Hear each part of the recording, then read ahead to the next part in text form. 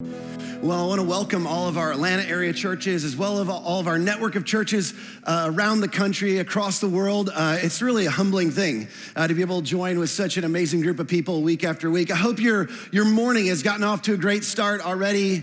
We've had a great morning of worship as we're jumping in today, and I'm excited to continue in our current series. I want to begin with a question, and here's the question I want to begin with. Have you ever seen an injustice in the world and you thought to yourself, why doesn't God do something about fill in the blank? Why doesn't God, you see something, you think, why doesn't God do something about that? We usually wonder this when we look around and we see something that seems absurd or it definitely seems not right. Like, why in the world is the only thing our two political parties can agree on is borrowing more money? Like, why is that? Like, I mean, it's crazy. Like, we need to borrow more money so we can pay the interest on the money that we already owe. I mean, it's absurd, but I'm not just talking about things like that. I'm talking about things that like really seem wrong. Like, that's a first world problem. But like, when you look at in the world and you wonder, like, you think about God's goodness and his mercy, and you think, why would a good, merciful, just God allow natural disasters, pandemic disease, genocide, the tyranny that we see in the Ukraine, and things like of that nature. And maybe they're not just far away things. Maybe in your world, maybe somebody you know, maybe somebody you love has been a victim of injustice.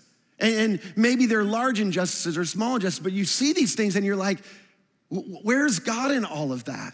And one of my huge ones is when I see people getting away with mistreating or abusing children. And I think most of us can agree on that one. It's like, I just wonder, I'm like, okay, God, like, where are you in this? Why would an all-powerful, all-good God, why wouldn't he do something? And our real question is, why doesn't he do something now? Like, I don't want him to wait. Like, it's like, okay, they're gonna get what's coming. I'm not okay with that. Why don't you do something? Could you intervene and do something right now? And the truth is this is the reason many people have a difficult time believing in the God of the Bible, or a lot of people walk away from, or at least reevaluate their faith, and maybe that's you. Today, we're continuing our series, The Fundamental List. And if you haven't been with us, we've been talking about recovering the essentials of our faith. And the question we're attempting to answer is, what is the bare minimum? What are the core things that you can't be or you can't do without to be a Christian, the way Christian was defined in the first century? Like, we've been asking the question, like, what's essential? What's indispensable? What's central to what we believe if you want to be a follower, not just a believer in Jesus, but what do you have to believe in order to actually be a follower of Jesus and be considered a Christian? What's essential? And then what's peripheral?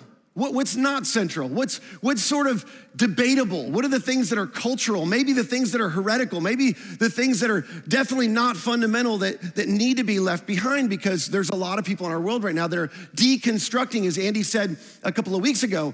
He said that when what's peripheral or debatable or cultural, when that becomes central, the Christian faith for a lot of people becomes untenable.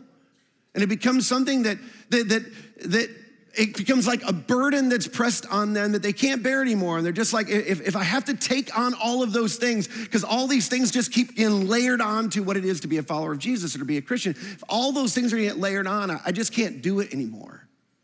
And we wanna shed those things and walk away from it.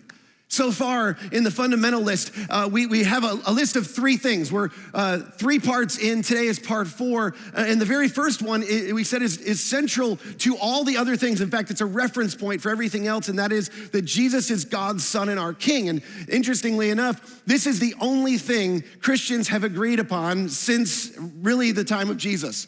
I mean, a lot of the other things have been debated, but this is central. This is the core essential to our faith, that God sent his Son into the world. And he sent him to be our king, to be our leader, to be our ruler, to be the one that we surrender our lives to and to follow.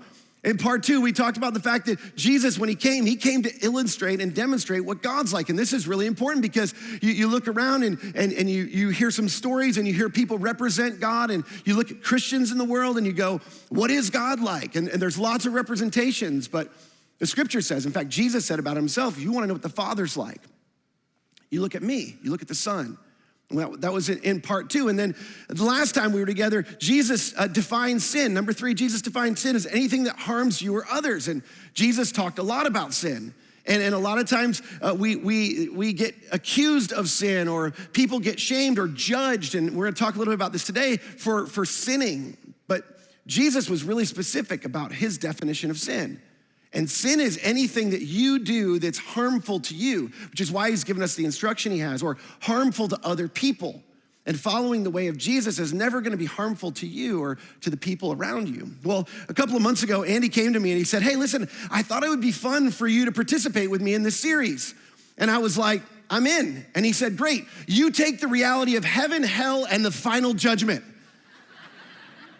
And I was like, that doesn't sound like so much fun to me anymore. Like, I don't know why you thought that was fun. Maybe that's fun for you. Doesn't sound so fun for me, but here we are. And so we're gonna go for it. If you're all right with that today. If you're not, too bad, we're going for it anyway. But it's related to this question here. Why doesn't God do something about the injustice in the world, or the things that are not right in the world? And this question, it reveals something that's universal. It's a universal innate desire in all of us, the universal or innate desire for judgment and justice. You've seen this. We've seen this recently in our world. Diverse groups of people are powerfully united, for better or for worse, around things they're convinced are not right.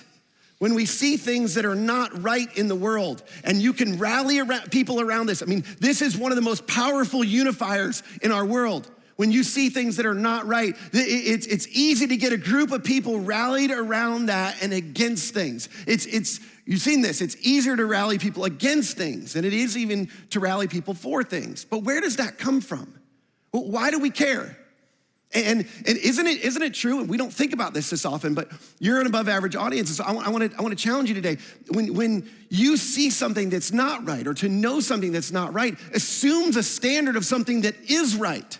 I mean, if you know something is not right, you're simultaneously claiming to know that there's something that is right. You're claiming to know that there's some sort of ideal that this thing that you're judging is falling short of. And whether we agree or disagree on where the ideal is or where it comes from, it doesn't matter.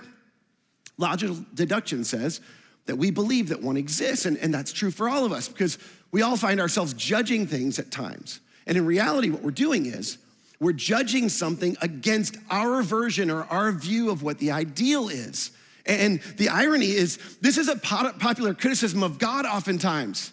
Jesus came to illustrate, as we said, and to demonstrate what God is like. And sometimes we look at the stories of the Old Testament, and it seems like what Jesus illustrates or demonstrates, it's at odds with what we see in the Old Testament, the God of the Old Testament. And the reason is because when God actually decides to do something and deliver his justice, we don't like what he does. Or we criticize what he does, or we at least question what he does. And there's so many people who are like, I like Jesus in the New Testament, but I don't really like the God of the Old Testament. And we try to divide these things. I mean, a good example of this is the flood. And some of you don't believe that happened, but the story of the flood is a story that represents God in the Old Testament. And it actually, what it represents in the Old Testament, it represents God's judgment. I always have to think when I write judgment, because I want to put an E after the G. Judgment. It represents God's judgment, if you think about this. And God's judgment seems harsh. I mean, is there really only one righteous person in the world?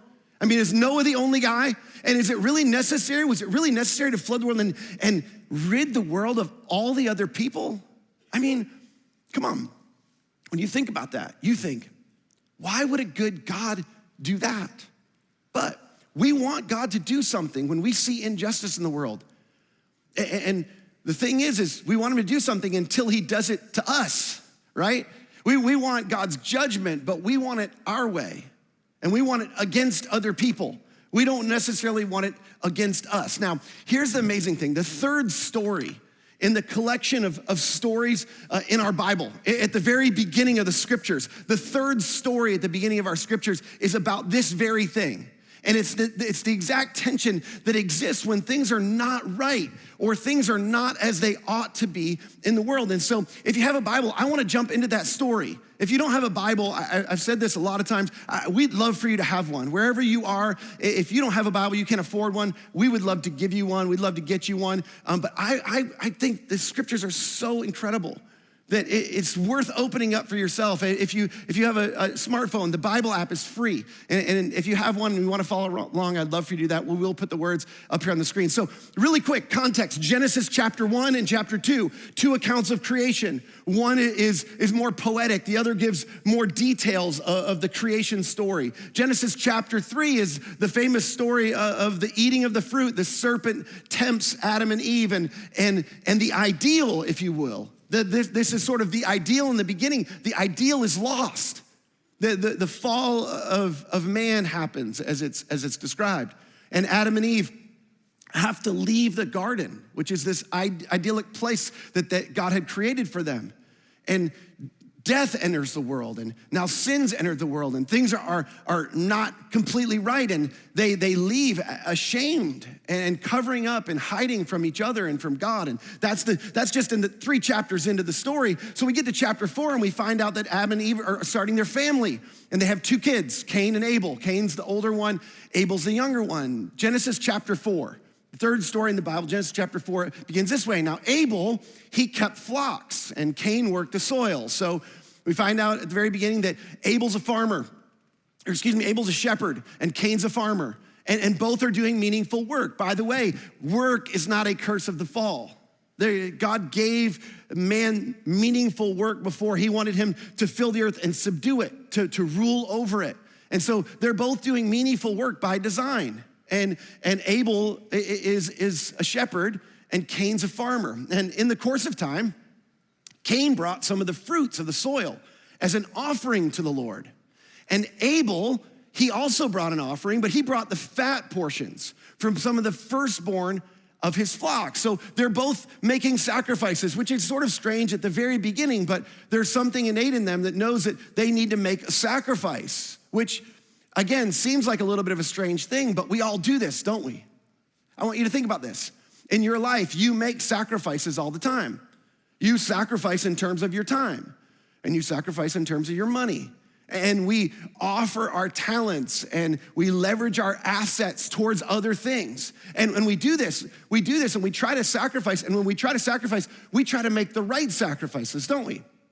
You think about this, and this is a daily thing. Sometimes we do this consciously, sometimes unconsciously, but you're trying to sacrifice the right things and make the right decisions for the right reasons, sacrificing for the right people at the right time. And you're doing this because you want things to go well for you. You want things to go favorably for you. So we want to prosper. We want to make the right sacrifices so that we can leverage the resources that we have, so things that will go well for us. And we see in the story that Abel is making a sacrifice. Now, I don't. You have to kind of read between the lines here, but basically what this means when Abel's giving his first and best to God, he's making God the priority of his life. It says that he brought the fat portions, and he brought the firstborn of his flock. Abel's basically going, my priority, the first and best of mine, I'm gonna give first to God. I'm gonna see God as the priority of my life. And Cain, he makes a different sacrifice. And what Cain does is he just sacrifices sort of his leftovers. And Cain actually keeps the first and best for himself. And in many ways, it's sort of the same sin as in the beginning of creation. He sort of decides, no, I'm most important. This stuff that I have, it's for me first, not for God or for others first. And so this is how Cain and Abel decide to make their sacrifices. So the story goes on, and the Lord looked with favor on Abel and his offering. Of course he did. But on Cain and his offering, he did not look with favor. So here it is. This is it. God. Maybe for you, if you're new to faith or new to being a Jesus follower, I want you to think about this as the ideal. If you're not ready to embrace this story in its totality and who God is, in the story, it's God, but the ideal is judging their sacrifices. And according to God's judgment, the judgment that God makes is that Abel's sacrifice is favorable.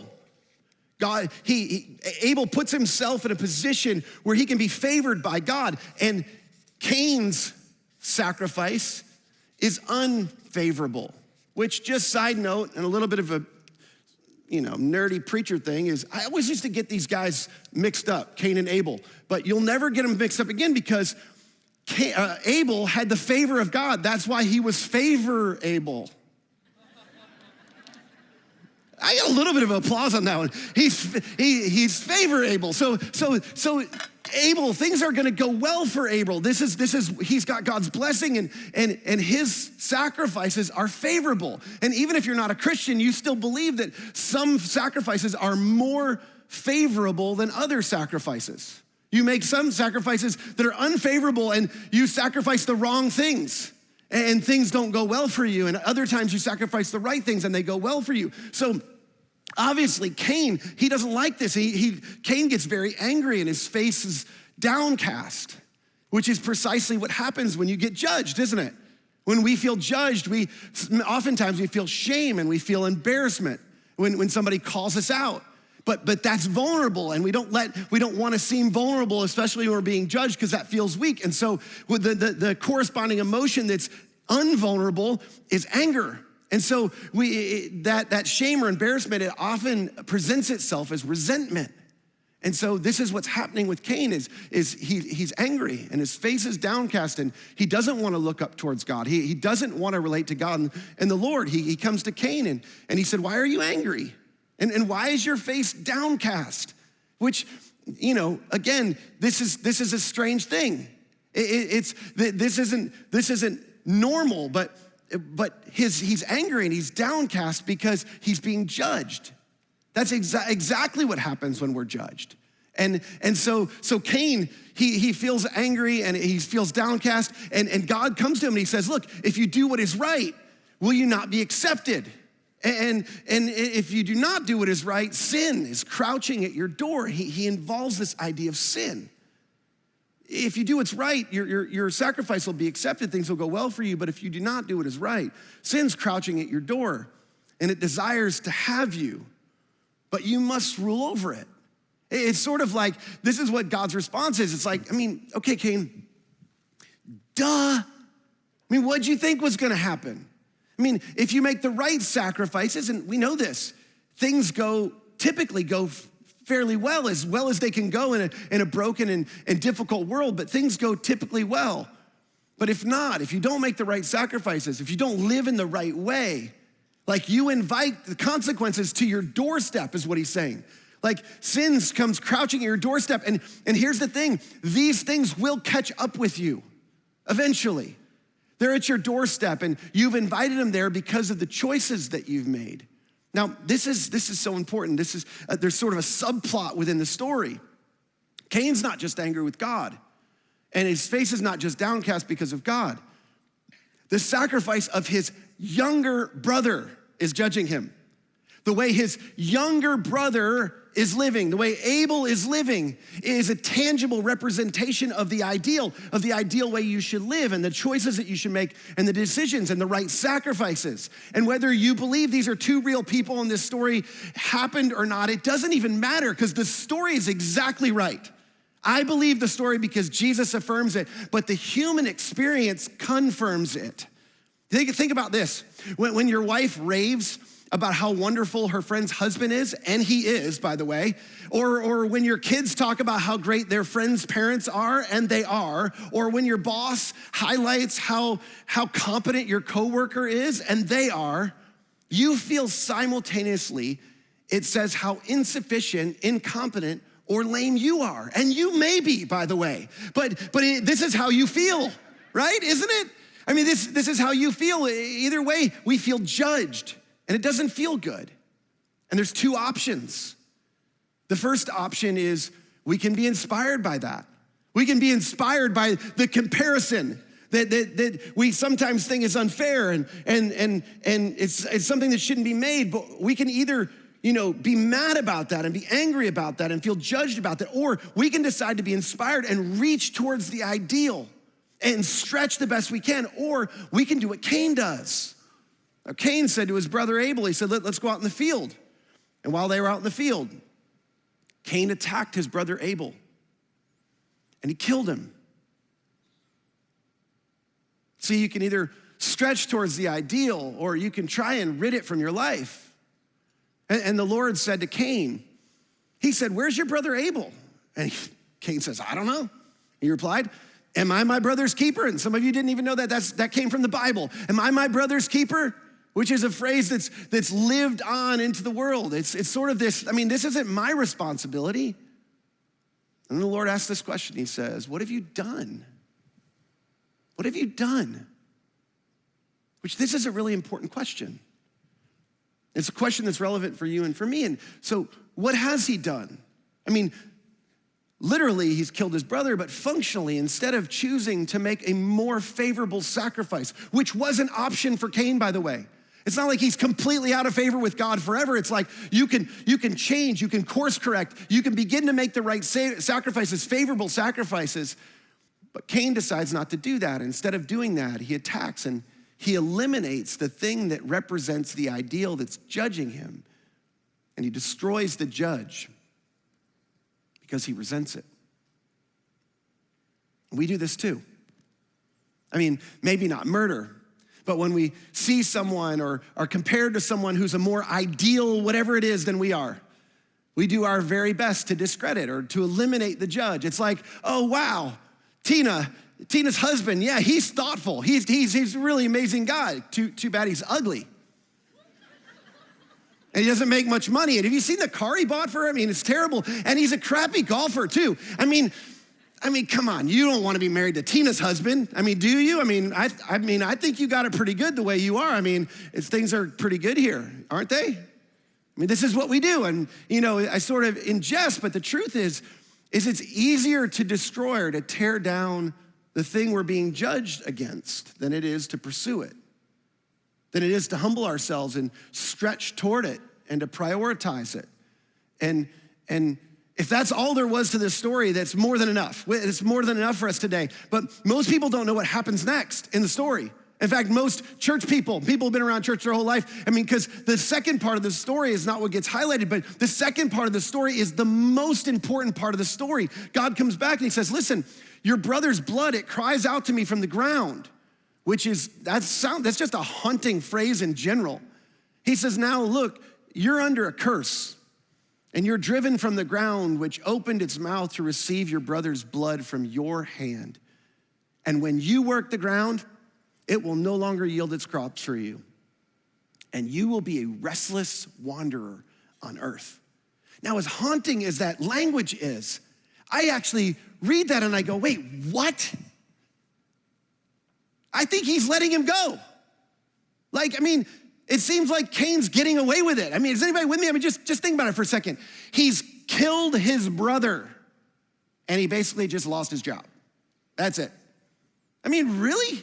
Okay, just all-powerful God. That's how you're gonna deal with this situation? Is anybody with me? Maybe I'm the only crazy one. Anybody here, by show of hands, at all of our locations, wherever you are, this is important. Does anybody else think Cain deserves a harsher punishment than losing his job? Anybody with me? Raise your hands real high. Okay, I want you to look around. Raise your hand, no, keep your hands up. If people don't have their hands up, you should be suspicious of those people. Cain killed his brother, people. But look what Cain says. Cain says to the Lord, my punishment is more than I can bear, which is like what me and my brother used to say to my mom when she would deliver the discipline in our household that did not bother our backside whatsoever because we didn't want judgment from our dad. It's like, oh no, it's more than I can bear because I don't want any more, but this is really not that big a deal. It's like, that's what I would expect him to say. He goes on, today you are driving me from the land and I will be hidden from your presence and I will be a restless wanderer on the earth. And whoever finds me will kill me. Okay, maybe God's a little smarter than I thought he was. And justice will be served. But the Lord said to him, not so. Anyone who kills Cain, will suffer vengeance 7 times over by my hand. And then the Lord put a mark on Cain so that no one who found him would kill him. Now, I struggled with this for a long time. I've thought about this for a long time, and I read and I listened to a lot about this. Why would God do that? Why would God protect Cain? And the best I can tell is it's because of God's grace.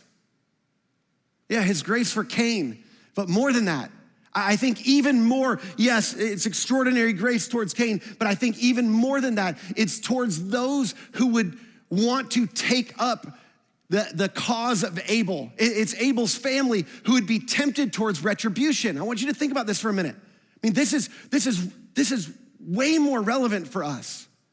Murder or injustice, or when people are discriminated against or people are hurt, it provokes and promotes revenge, doesn't it? It causes us to want to do something to get back at or to avenge the people that we love. And Abel has a family and he has descendants. We know this, and they're going to be tempted to go after Cain. I mean, that's natural and that's normal in the broken, fallen world that we live in. But tolerance for retribution, it destroys societies. When anybody and everybody can take justice into their own hands, it destroys people and it destroys society. Playing judge and taking justice into their own hands just makes Abel's family just like Cain. And God doesn't want that for them.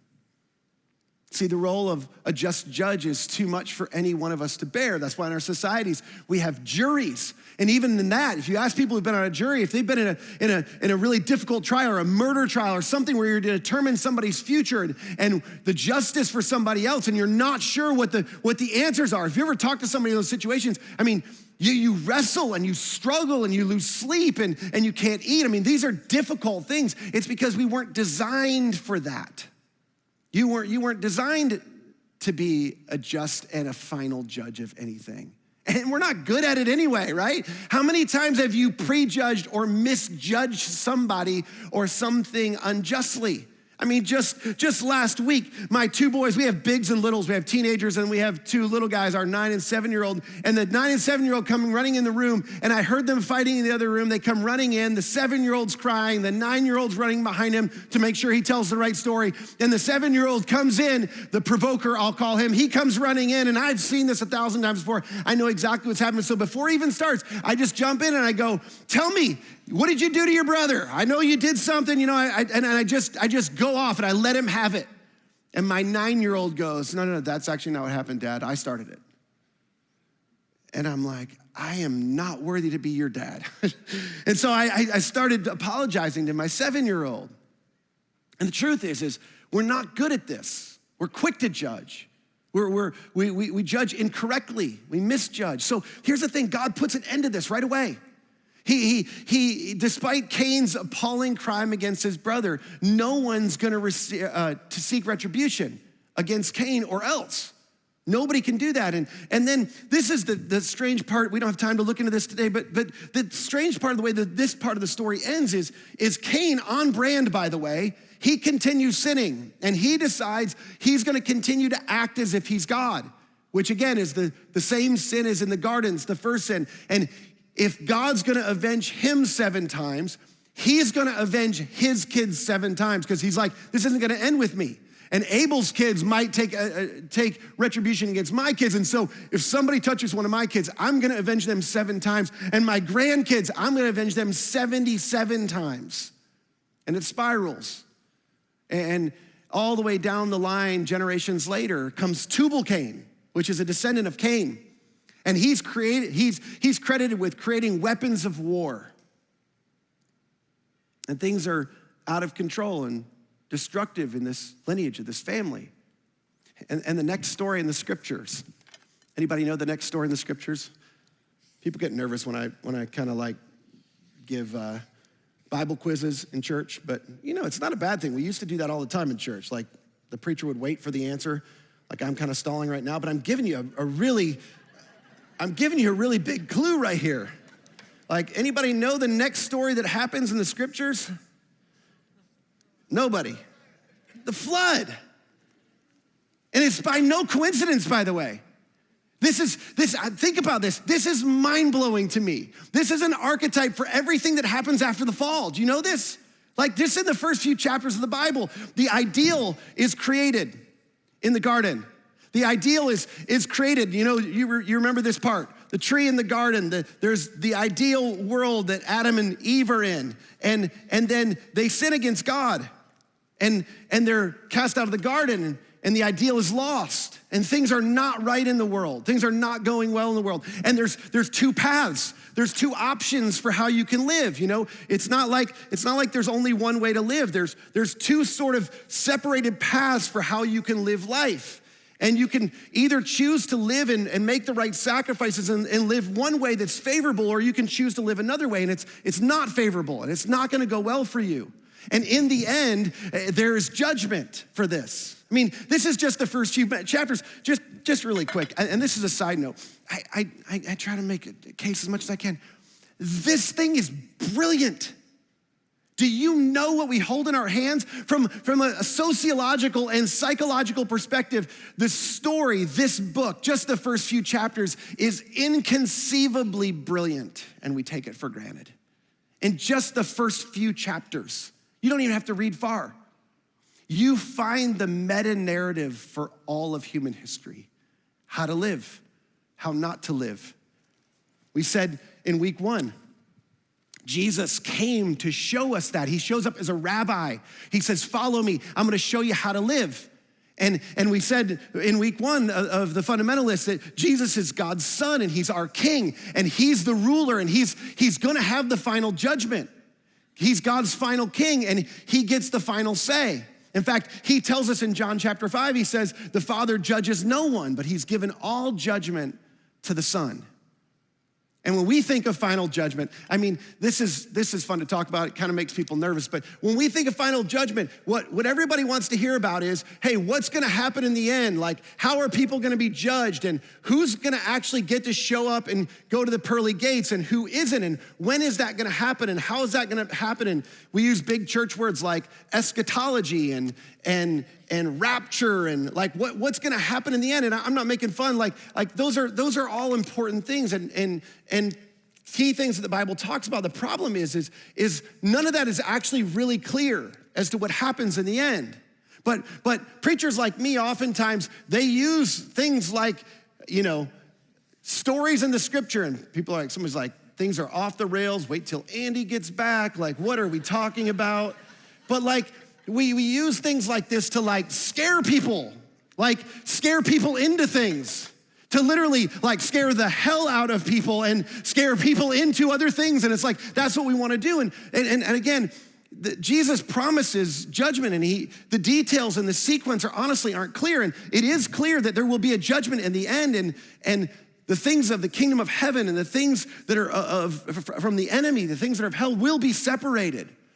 But we don't know the details. We don't know when this will happen and how and for how long. And those are all things that are non-essential, that we get fixated on. Here's what is on the fundamental list. What is on the fundamental list is that Jesus, he promises justice in the end. And he invites us to trust him in the meantime. Jesus promises justice in the end. Justice will be served. All will be made right. And in the meantime, he says, will you trust me? Will you trust me for how to live this life? How the proper way to live out being my follower in this world, in a broken world, the best way, the best possible way for things to go well for you, things to go favorably for you. And we're to live in light of this promise. You see, this same temptation that existed with the first humans, this is gonna be one of my most fun drawings. It's gonna be a hard one, but the same temptation that existed in the beginning still exists in the world. I mean, we think of the stories of the Bible as these old Bible stories, and they're archaic. And I mean, did any of that stuff really happen? And we saw it on a flannel graph, and now somebody's drawing it on a chalkboard, and that's all a little bit strange. But we hear these stories in the scriptures, and we wonder, like, does that really exist? And does that really matter? And does that really relate to me? But the truth is there's still an enemy. And there's an enemy that's tempting us. And he's tempting us to put ourselves first, to put yourself first in every situation, to not trust Christ in the way he's asked you to live and the way he's encouraged us to live our lives. And he's asking you to trust him. Jesus is asking you to trust him, but there's also an enemy that he's come, and Jesus said he's come to steal and to kill and to destroy. And the truth is when we trust Jesus and we choose to live our lives one way, we actually bring the favor of heaven down into our lives. And you know this. You bring good things. When you follow the way of Jesus, things go well for you, and they go well for people around you. But we also have done this. A lot of us have brought hell up into our lives by making the choices we've had, and by no other fault of anybody but ourselves. And in some cases, you've experienced the fault of other people's decisions, but many of us have experienced bringing hellish things and circumstances up into our own lives and into our relationships because the way we've lived, and you know this, and you've seen it. Some of you have experienced this. That trusting Jesus to be the final judge and bring ultimate justice is choosing to follow his way in the world, choosing to follow the way he taught us to live. And in fact, Jesus taught us all sorts of things. He taught us not to return evil for evil. He taught us to turn the other cheek. He taught us to be generous. He taught us to go the extra mile, to love our enemies, to pray for those who persecute us, to put others first, to live for later as if we really believe that he's gonna bring justice and that there is eternal ideal waiting for us one day. See, trusting him to bring justice to all things is not doing nothing. There's all sorts of things he's taught us about how to live our lives. But, as Apostle Paul tells us, we must all stand before Christ to be judged one day. We will each receive whatever we deserve for the good or the evil we have done in this earthly body. This isn't to torture, to torment, or to terrify anybody. It's to encourage us, to provide hope. Nobody gets away with anything. Everyone will give an account. Which at this point, this is where people try to scare people. The truth is as Christians, for eternal salvation, we're gonna be judged on the basis of Christ. In fact, that's what we're gonna talk about next week in part 5. It's all about that. But the truth is, we will still all give an account for how we've sacrificed and prioritized and followed and chose to trust him in the meantime. Each one of us will give an account. Recently, I went through a really difficult thing, and it wasn't, very public. It's actually a really personal thing, and I had a friend, I had a good friend that I trusted, and I, years ago, invited him into a circle of friends, and it's a circle of friends with people that I trust, and we share things with, and in that group, we have meaningful discussions about how to lead church, a group of pastors, and this friend decided to betray the confidence of the group, particularly to betray me because I invited him into the group. And it cost another friend of mine significantly. Like all sorts of terrible things were said about this person. And I was mad because I feel like, hey, I brought you into this group and now your decisions are hurting somebody I care about and somebody I love. And it consumed me for weeks. Some of you have experienced things like this. In fact, it bothered me more than the person that he targeted. It just consumed me. I actually, full confession, I didn't plan to tell you this, but I drafted several posts. I was ready to go public. I was gonna go after this person, and I got enough followers, people are gonna know. I'm gonna take this on. And then I was reminded, he's gonna give an account. but so will I. And it's not mine to judge. I'm not a just judge. I don't deliver justice rightly. This is important. You don't hear anything else. You will not be rewarded. We will not be rewarded for how well we judge other people. But we've gotten good at it as Christians, haven't we? You're not gonna be rewarded for that. Only the one who made the ultimate sacrifice has earned that right.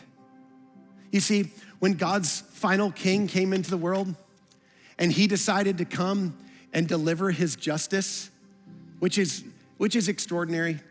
He came into the world and he said he came to serve. And he came into the world, he said, I'm a shepherd and I'm the good shepherd. And instead of exacting his justice, he delayed it. He chose to delay his justice. And he delayed his justice so that everyone who hadn't lived properly, who hadn't made the right sacrifices, who hadn't made the right decisions, who hadn't lived perfectly, who hadn't experienced the things of heaven that could go well for them and favorably for them in life, that have pulled hell up into their lives, those people would have the opportunity to turn to him and receive his sacrifice. And he called himself the Good Shepherd who came to lay his life down for his sheep. And in doing so, he earned the right to be trusted. Fundamental list number 4, Jesus promised justice in the end, and he invites us to trust him in the meantime.